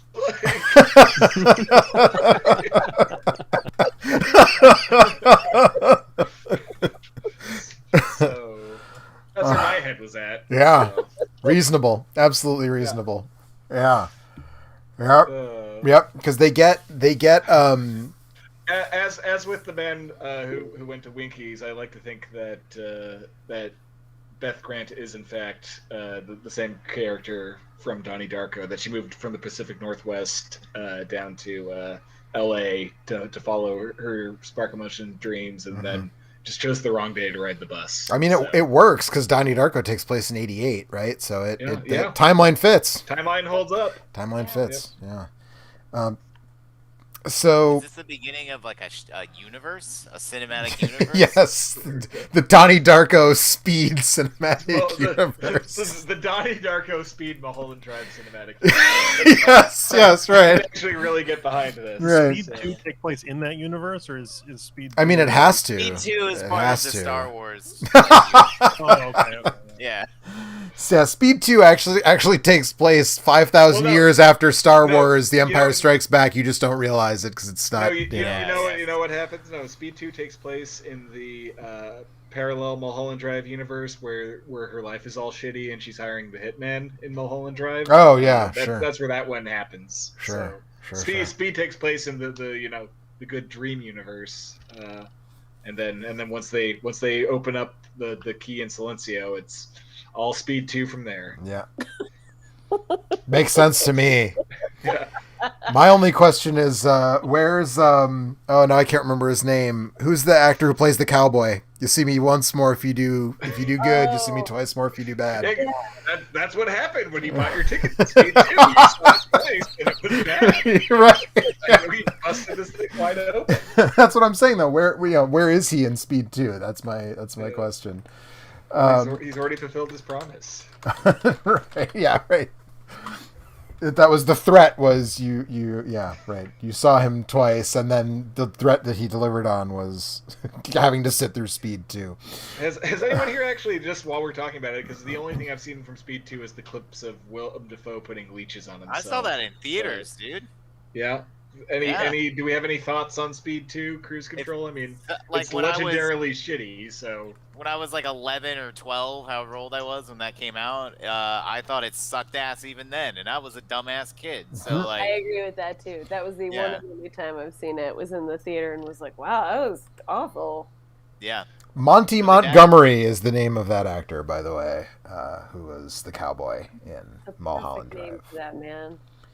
But for some reason, okay, do you ever do that thing where like you remember a movie and you remember a totally different actor in a role, even though when you look at the person who actually was in the role, you're like, that doesn't look like that person at all. But for some reason, you're like, in my brain. It's called the Mandela effect. That's right. So. Okay, so then I need you guys all to tell me. I've always felt that it was Berenstain Bears and that I live in the correct universe, but apparently because for some reason I think the cowboy in Mulholland Drive was played by William Sanderson in my brain. I can see, no, they kind of look alike depending on the movie. I can understand that level of confusion, but William Sanderson's never been intimidating in his life. So right, that's why it stands out so much, because it's like he's oddly threatening for a guy who's never been threatening. Yeah, no, it's I don't know. Maybe it's just because I just got through rerunning Deadwood, but I can't see Sanderson in that particular role. But right, yeah. But yeah, I've never seen Speed 2. I saw it when it came out. I was just like, why? Right. I mean, stick with that impulse. Will do. The only thing that's amusing is the meet cute dialogue of relationships formed under pressure never last. Well, evidently that was true. Yeah, because right. you guys didn't make it. So. I like that pays off for sure. Yeah. We haven't mentioned Joe Morton and his awesome mustache yet, by the way. In this, which, at the time I just immediately recognized him as the guy who invented the Terminator. Mm-hmm. Right. But he's also been in a whole bunch of stuff, and has a pretty prolific career beyond this. But at the time, I was definitely like, oh, it's Miles Dyson, police captain in this movie.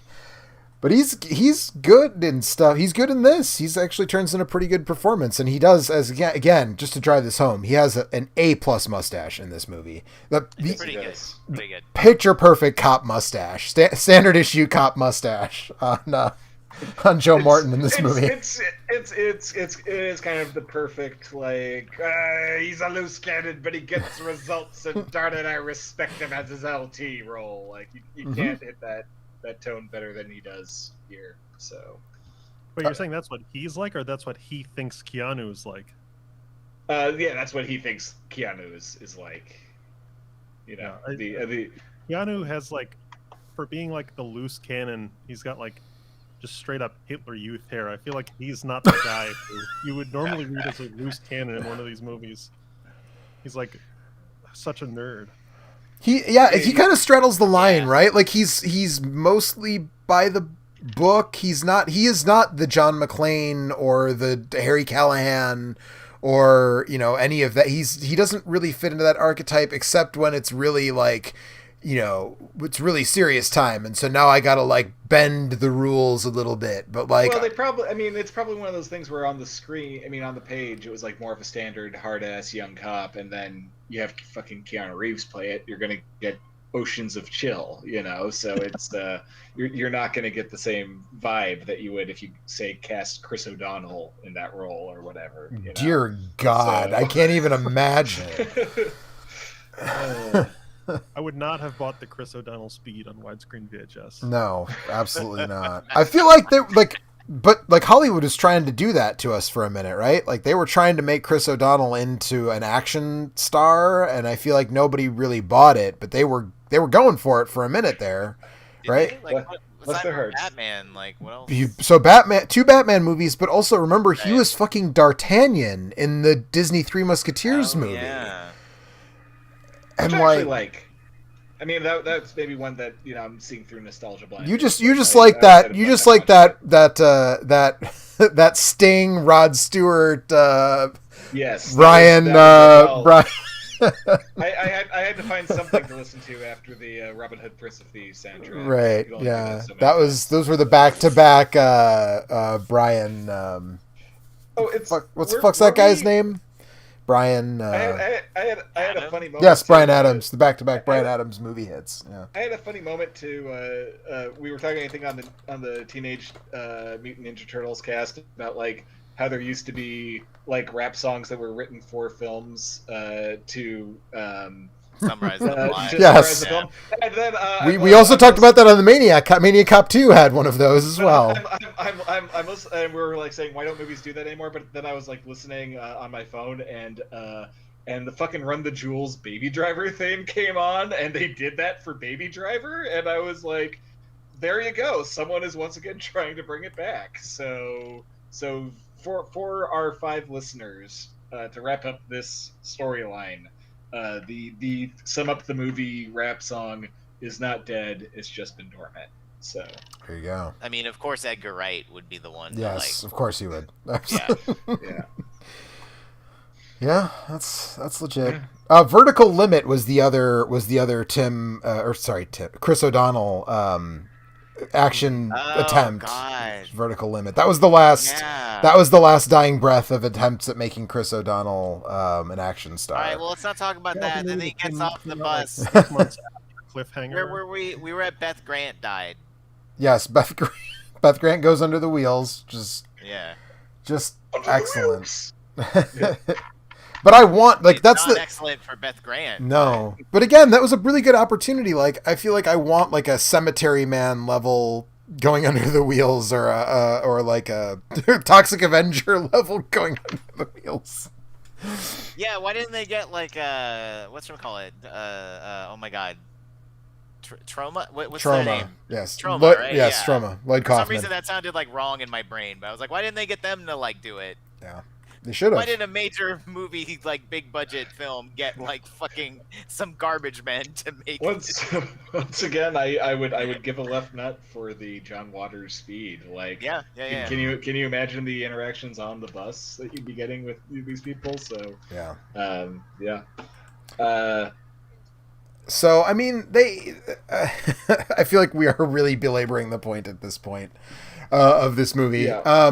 So the big beats at the beginning are all the stunt driving of like getting through traffic, and then they figure out, okay, well now we're on an abandoned highway. So then we like get a little downtime on the abandoned highway or the incomplete highway, and then the big set piece of the movie, the big expensive stunt that was like one of the most expensive or whatever, complex stunts. And this is one thing that I really like about this movie and movies from this era in general, even if they're not great. Like I feel like when we did Cliffhanger all those years ago, I talked about this as well, and that's like back in the day, if you wanted to jump a fucking bus over a freeway like overpass, You had to just figure out a fucking way to jump a bus over a freeway overpass, and like that's it. No, but that's not what they did at all. This is, I feel like, I love that they didn't do this with CGI and have a nice like wide, really tangible shot of the bus jumping the gap. But like the kind of hack job that they do practically is really unconvincing. Well, because it the goes bus, up like, this the weird nose. little lip. Yeah, the nose of the bus goes like straight up in the air when it hits the end of the freeway, which doesn't make any sense. But they still did, it's like they like reinforced this fucking bus. They put giant skid plates on the bottom of it. I think, didn't they use like a pneumatic piston or something? Is that, I didn't look it up again because it's been a minute, but it's like a very complex piece of practical stunt driving to get this bus to hop this, Did they ever show a shot of the bus in the air where you see the entire bus top to bottom? I thought that it's kind of like you can't really you can see the. It's the almost top like of the bus sort of raised a low. shot reaction shot, like A little it's, like, bit, very yeah. fast. Yeah. But I know they only did it once because because it like destroyed that particular bus that they used to do it. It just fucking killed it when they did the thing. So they set up cameras to shoot it from like 4 different angles or whatever, and then they used it all, in the actual film. I think it's so if we're just trying to wrap up the bus scenes, I think I'll say that the idea of him having access to the closed circuit TV, I think, is reasonably clever the way they pull it off, and because once again, that's something that now would obviously be a plot point, but like in the mid 90s, that was some hacker shit, and then I also feel like the looping thing and the way he spots that is also done cleverly. But the reason I'm bringing up this scene is because like when we're talking about like why Dennis Hopper was like getting cast in this exact role for like a period of like 5 years, like the no he gives like when he like realizes he's been duped, and like the insane amount of rage that he brings to that moment is just like just chef's kiss. Like that's that weird Frank Booth energy that I'm here for, Mm-hmm. There's another way that if this took place in modern day, that the plot would be kind of derailed. Is that of course, he if this happened today, he would be happy with his pension. But if he had the skill to rig up this, like to hack the closed circuit feed from a bus, like as it's driving down the road, he could just learn to code. Right. So apparently the bus jump scene, they did do it twice because it landed too smoothly the first time. I thought I'd heard they only did it once, but they did it twice.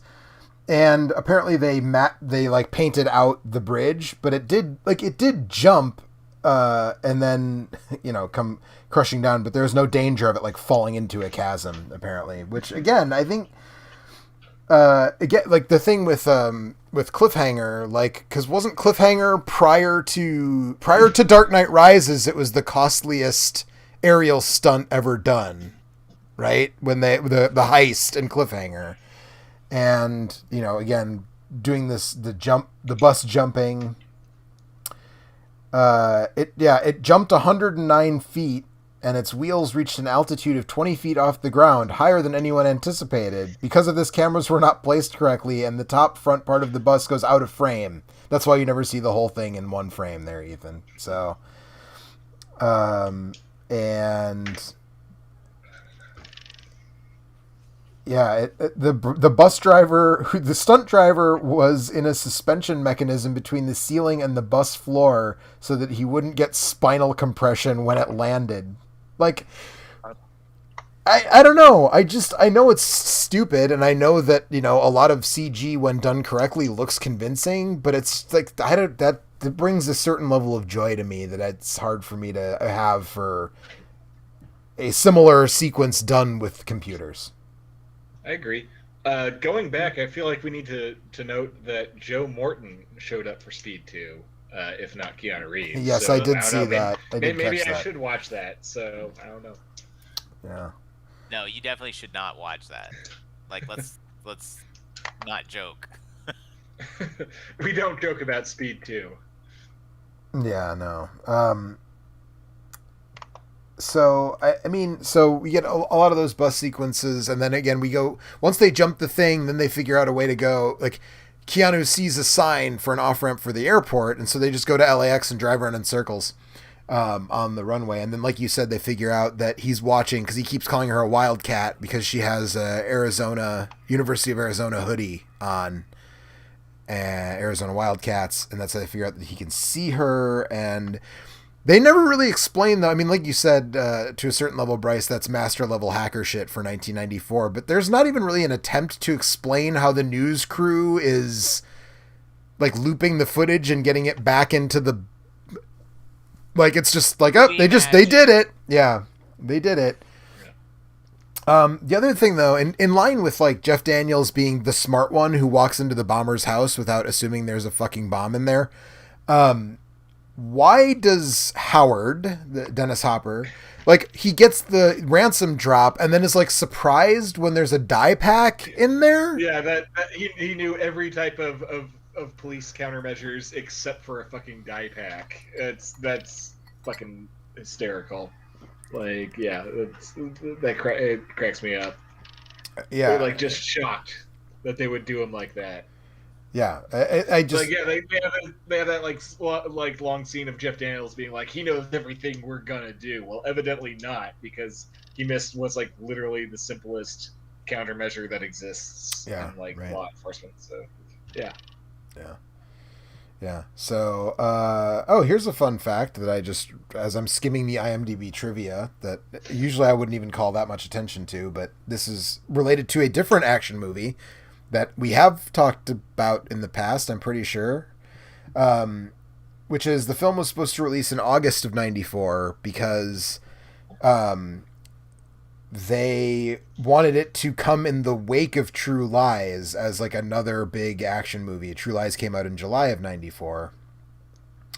But the test audiences, like, so that was like, they wanted to buff it basically by being like, oh, there's this other cool action movie and now we just made a different cool action movie. And since you're loving cool action movies in the summer of 94, come see ours because you just saw that other one that you liked. But apparently it tested so well that they bumped it up to before True Lies, because they thought they would be able to like not have fatigue, according to IMDb trivia. And then I think True Lies was the second R movie I ever saw in the theater, actually. That would make sense. I can't remember. I honestly can't remember the first R-rated movie I saw in the theater.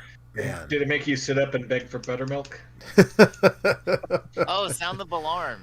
Oh, we're doing it again? Yeah, well, I still have it queued up, so may as well, you know. Game over! Game over! Game over! Game make up for lost time. Yeah, right, exactly. All right, yeah. You were my favorite running gag. Yeah, and so I don't know. That's funny that you mentioned that, Ethan, because my dad took me to see From Dusk Till Dawn. I don't think that was the first R-rated movie that I saw in the theater, though. I was gonna say that'd be a hell of a first R-rated film.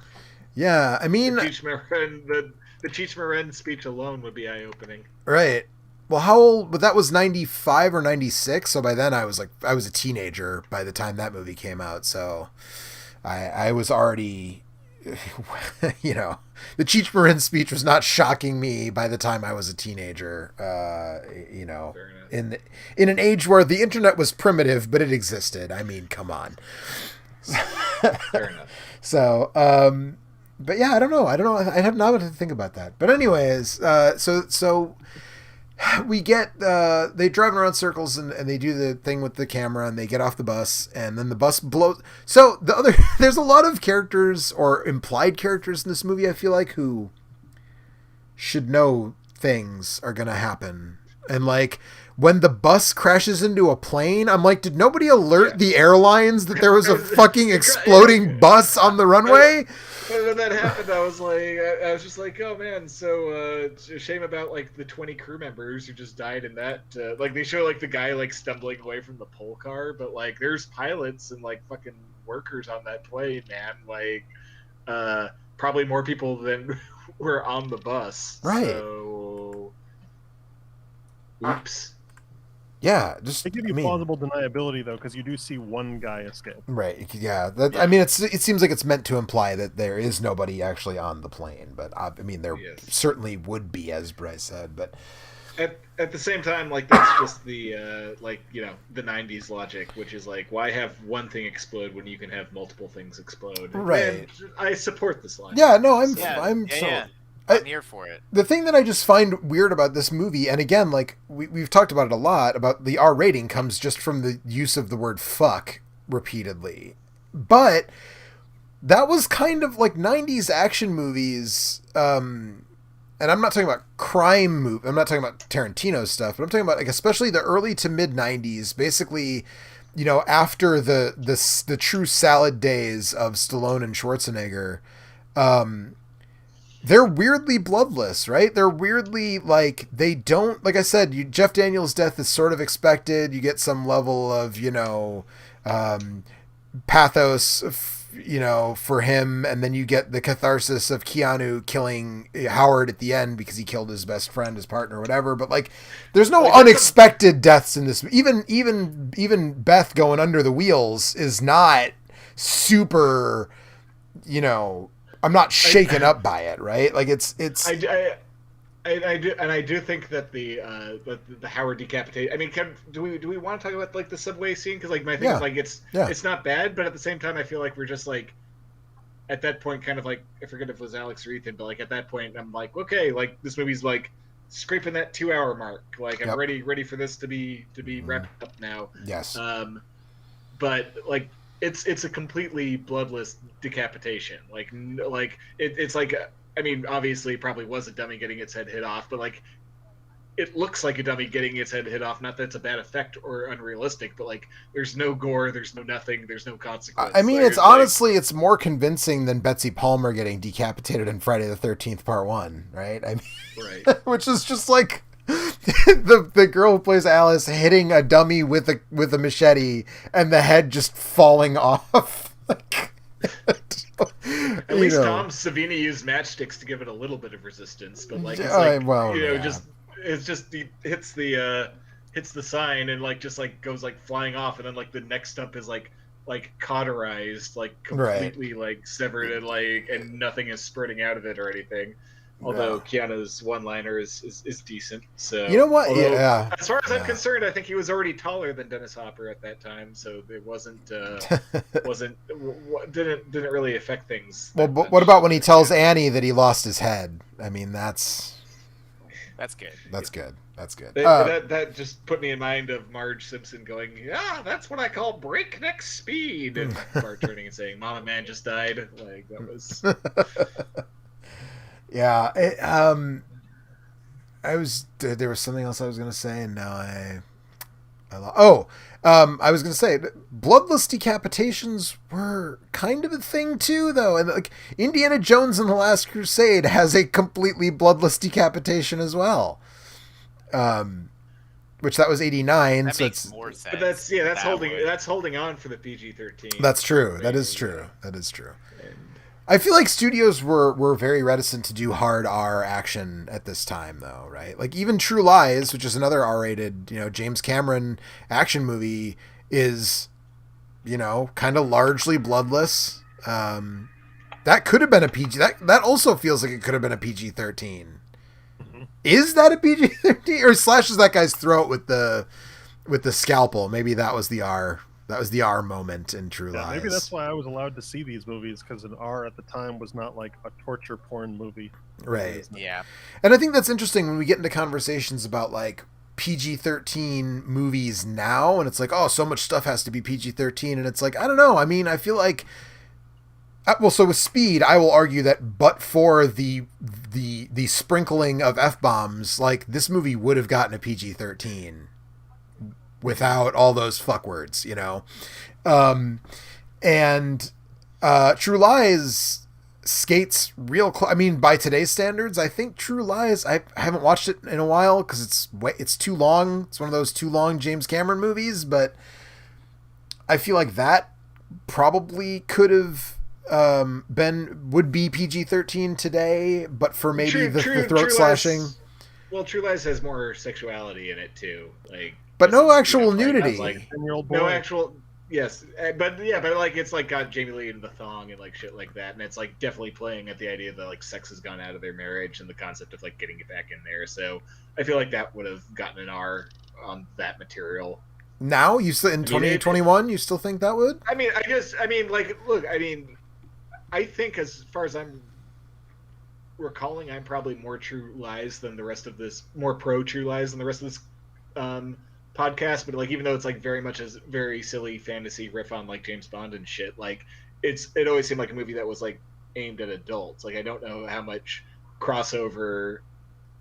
It was I mean, going for you to a certain extent. say that, but I saw it when I was 11, Right, in the theater. Well, and I did you know, too, like on VHS. But like, I'm just but like that's kind of what I like about it is like it's a movie written for and about adults, like as goofy as it gets. But this is not a hill I'm gonna die on. No, I'm not, and I'm not disagreeing, but also like kids, especially 90s kids, right? We love, if it felt like it was an adult thing, we fucking wanted it even more, right? Like that was the thing.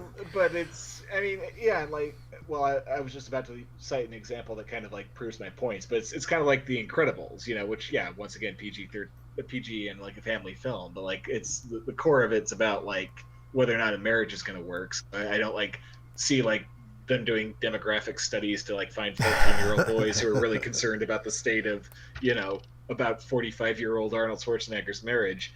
I'm trying to think, like, it's been but a guy gets hung up on a missile and then blown up and he says you're fired. So right, but there's like, I don't know, there's like the gag of like the Tech 9 like falling like down the stairs. Yes. And like I think you had some realistic squibs there and whatnot, but but like I feel like that's at worst it's a couple of nips and tucks in the edit room away from a PG-13, and so is Terminator 2. I saw Terminator 2 like last year in the theater, and I was like, one, this movie is better than I remember, but also two, this movie is not super far off from a PG-13. I mean, there's some stuff for sure, but it wouldn't take much to get Terminator 2 to a PG-13. I would agree with you there. But I mean, yes, like I agree. Probably like Speed, and like this was probably part of it because the money you got from cable packages was a bigger part of the budget back then, especially like pre-DVD. But it was probably all three movies were probably extremely easy to edit for cable. Yeah. So, but like Speed, we're now pushing 2 hours. And So, well, I think I wonder now, so we're talking about this and sort of pontificating about it. What was the movie that broke that? Like, what was the movie? I think Mortal Kombat helped it go in the PG-13 direction, right? Because even though the whole controversy around the Mortal Kombat video games was how they're disgustingly violent, I can't believe children are playing these. When they put out the movie, they made damn sure that was a PG-13 and is almost entirely bloodless. Really until the end when Shang Tsung gets spiked in classic Mortal Kombat fashion. Other than that, it's almost entirely bloodless, and that I think pushed it even harder in the way of. And I mean, there were movies like The Shadow, which was like not super successful, but there were a bunch of, we're doing these PG-13 action movies. We want to bring the kids in. But what was the movie that brought us back to like, no man, like fuck that, we're doing hard R action movies again? Was it not until like John Wick or The Raid that it took for us to get back to? I think, and once again, can't pretend I'm an expert, but I think like the Bourne movies, even though they were PG-13, was what brought that desire for like hard R action back into it. I mean, you could probably, like we were saying earlier, make an argument for The Matrix because that's a definite R. Don't know, man. Don't know. It's weird. But yeah, they. Speaking of overstaying their welcome, so we talked about the subway scene. Okay, he hits the head comes off. I'm taller. Then they have to pad it out even a little bit more. Would you say, Ethan? Oh, I like that as an action hero one-liner, and I think yes, I agree. That the maximum cool delivery. That's also a line that has the feel of the Whedon on it. It does a little bit, yeah. It does. But then there needs to be one more bit of unnecessary tension, which is the brakes on the train don't work and the track ends. Even though we literally did this exact same gag an hour ago, we're doing it again. God damn it. Yeah, but I mean, really, the only problem I have with it is, well, it feels a lot stupider for them to survive a subway train crash than to, escape on that little go-kart thing they have. But B, it really does kind of cheapen the satisfaction of that initial beat, which is like a fun way to get off the fucking bus at the end of the movie, So yeah, right. I agree with that. It's like, I think the whole subway scene, like taken as itself, like is a pretty fun little action scene, but like by that time you've already had like the climax and the emotional release and all that stuff, and it just kind of feels vaguely unnecessary. I mean, but you have to get Howard some way, right? You can't just let him, like, the audience wants to see him got somehow. But did you need like a 25-minute sequence to do that? No, absolutely not. Yeah. Absolutely not. So like I said, it's not bad, and I think Dennis Hopper's got like a lot of fun moments, and like once again, him freaking out about the die pack that he absolutely should have seen coming is a great little Hopperism. Yes, but absolutely. But it's just hard. It's hard to work up like just a huge amount of excitement about it, I guess. Yeah. So.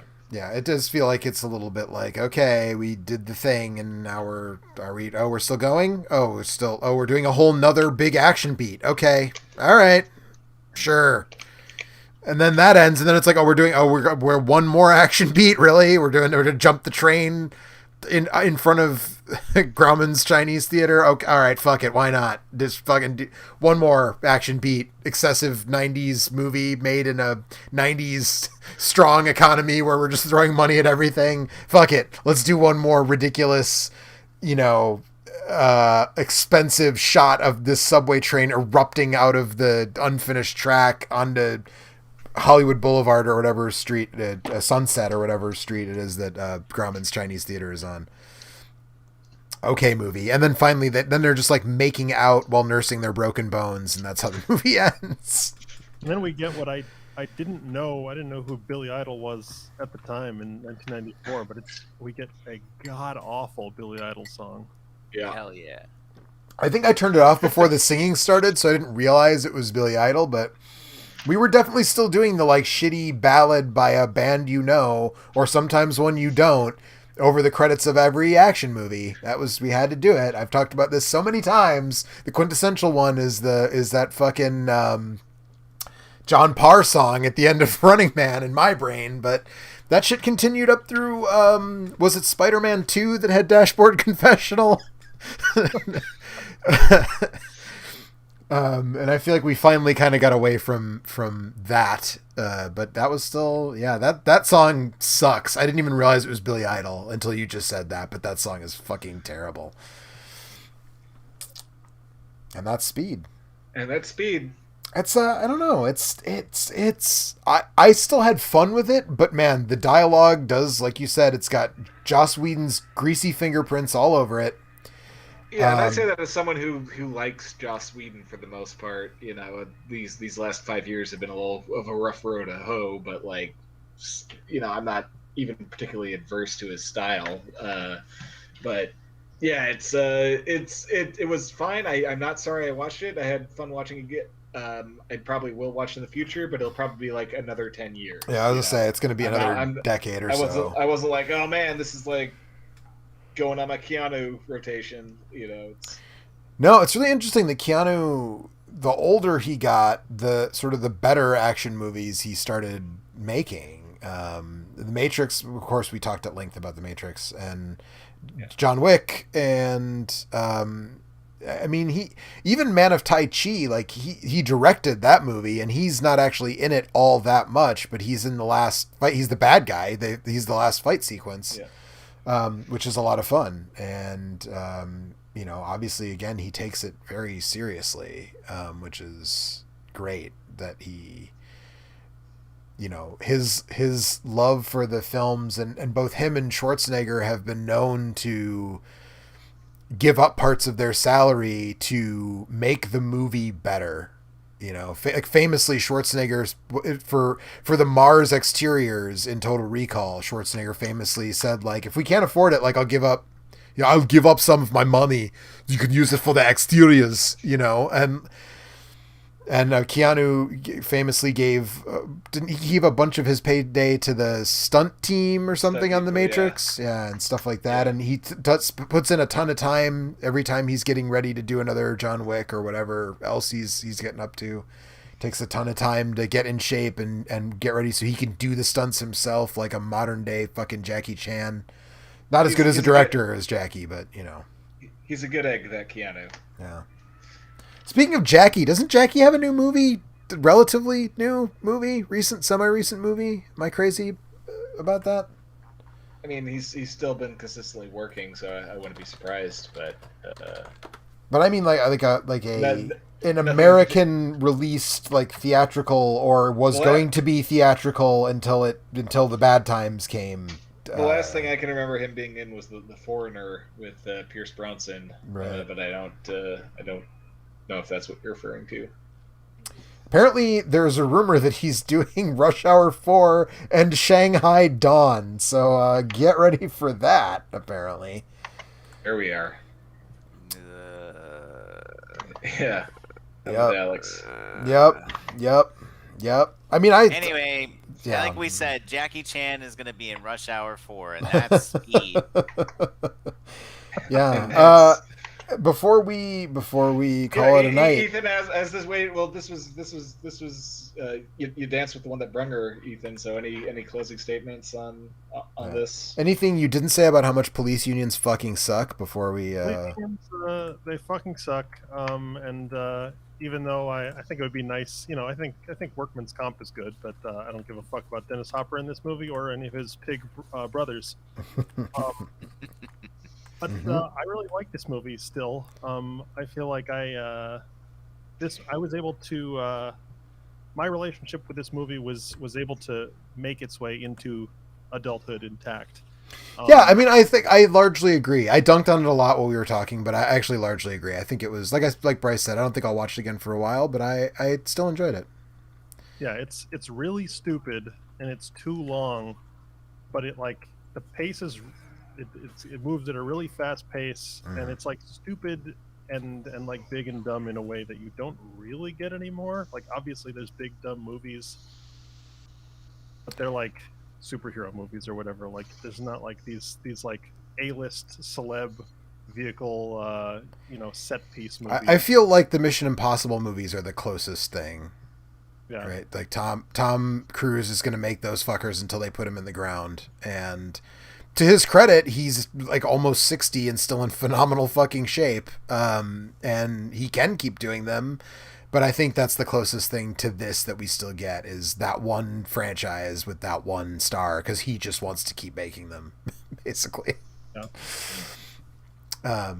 But yeah, I mean, I agree. I think, you know, it's either hard R, smaller budget stuff, or it's superhero movies. And that's kind of a bummer. I go see pretty much all of those superhero movies. I like them, but I wouldn't mind some more diverse, you know, choices. Actually, in the Fast and Furious movies, that the Mission Impossible and Fast and Furious are the two. Yeah, I guess that is true.